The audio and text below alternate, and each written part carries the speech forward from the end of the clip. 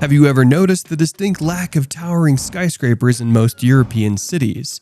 While the skylines of cities like New York, Dubai, and Shanghai are adorned with towering, glittering structures, the urban panorama of Paris, Rome, and Barcelona remains much more modest and human in scale. Certainly, there are cities such as London, Frankfurt, and Moscow, which have a few skyscrapers in their downtown zones. Yet, even in these financial centers, tall buildings rarely exceed 500 feet or 40 to 50 stories, serving as expectations rather than the norm. European cities maintain stubbornly flat roofs, looking down on other larger cities that reach for the clouds. From an external perspective, it may seem unreasonable that a region encompassing much of the planet's wealth, along with the global and densely populated cities, hasn't fully embraced skyscrapers as a symbol of urban density and economic prosperity. This becomes even more apparent when considering the historical technical expertise and robust engineering and construction know-how of many European countries. However, the reasons for Europe's relatively skyscraper-free cityscape extend beyond earthquake fears and aesthetic concerns. They offer a glimpse into what Europe has valued over the years, resulting in an intriguing blend of historical events, cultural attitudes, and urban planning philosophies, among other factors that highlight Europe's unique approach to managing human density and growth within its cities. One of the most notable reasons for the absence of towering buildings in major European cities is their ancient nature. Have you ever considered the historic justice served by our city courts? Cities like Rome, Paris, London, and Athens, which thrived thousands of years before the emergence of skyscrapers, were not only early adopters of modernity, but also were pillars of Western civilization and architectural marvels. In contrast to cities in North America or Asia that developed in the 20th century, many of the old urban cores in Western Europe were established long before modern construction standards, with dense labyrinths of narrow, winding streets and fashionably old structures. Erecting skyscrapers in the heart of these European cities is not only challenging but would compromise the rich cultural heritage embedded within the fabric. Heritage authorities and urban municipalities in nearly all European countries have enacted stricter laws on historical preservation and zoning regulations for high-rise buildings to preserve their architectural character.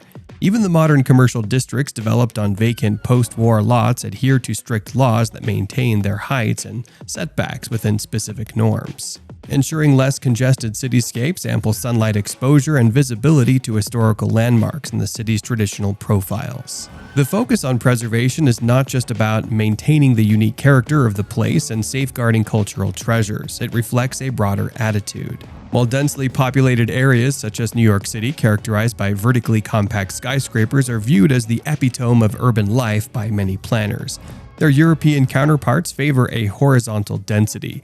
This approach, visually expressed through shorter buildings or mid-sized structures interspersed with green spaces and a walkable transit network, allows light to permeate the streets.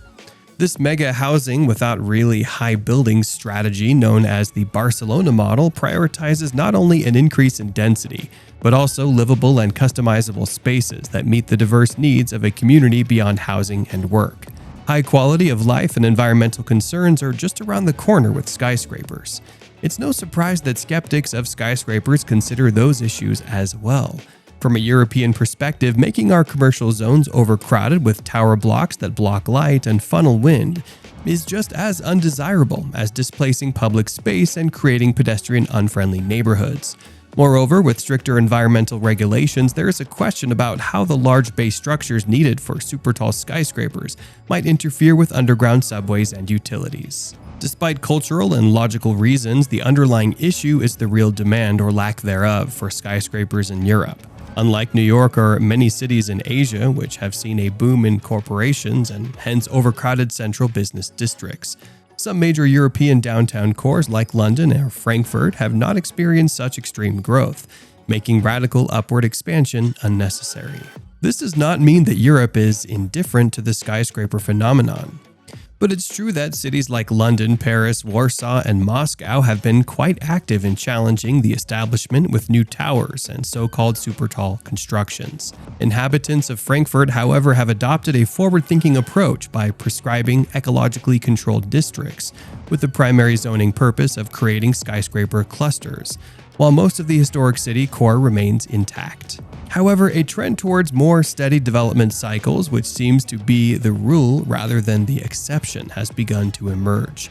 Despite this, regulations concerning construction impact public participation, and the mindset of preserving heritage and human-scaled neighborhoods will ensure that Europe does not undergo the skyline-defining horizontal changes seen in cities like New York, Hong Kong, and Dubai. Might it be that European cities are already out of step, or will they be pressured to prioritize mere height and density over their tangled historical architectural identities? This may be true in the pursuit of short-term goals, yet many European planners advocate for future-proof models of integrated and sustainable urban growth that embrace investing wisely, expanding thoughtfully and harmonizing with nature.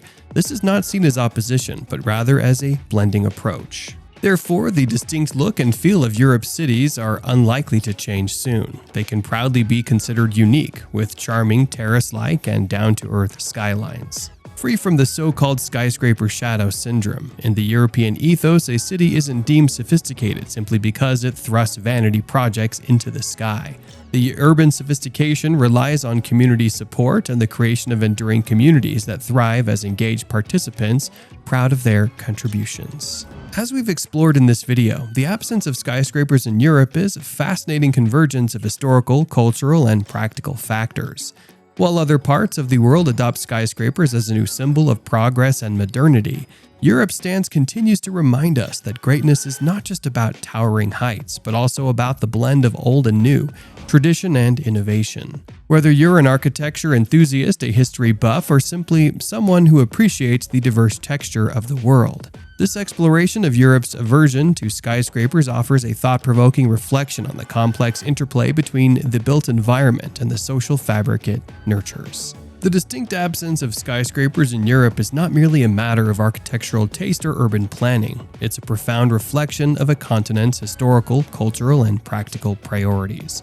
Europe's cautious approach to skyscraper development, preferring to preserve historical integrity and prioritize human-scale urban environments, highlights its dedication to sustainable and integrated urban growth. This stance contrasts sharply with other parts of the world where skyscrapers symbolize progress and modernity. As Europe continues to balance modern demands with its rich heritage, it offers a unique urban tapestry that is both a testament to its past and a blueprint for thoughtful, future-oriented city planning. The European model emphasizes that true urban sophistication and greatness derive not from the heights one can build to, but from creating vibrant, sustainable communities that cherish their cultural legacies while fostering an inclusive and engaging urban life. This nuanced approach to urban development ensures that the cities of Europe will remain unique in their charm and structure, promoting a quality of life that resonates with both residents and visitors alike. As we look to the future, Europe's cities stand as beacons of how to blend the old with the new, proving that innovation can coexist with preservation in creating not just livable but lovable urban spaces. Do you like what you saw? Would you like to see more content like this in the future? Subscribe to our channel to never miss another interesting video.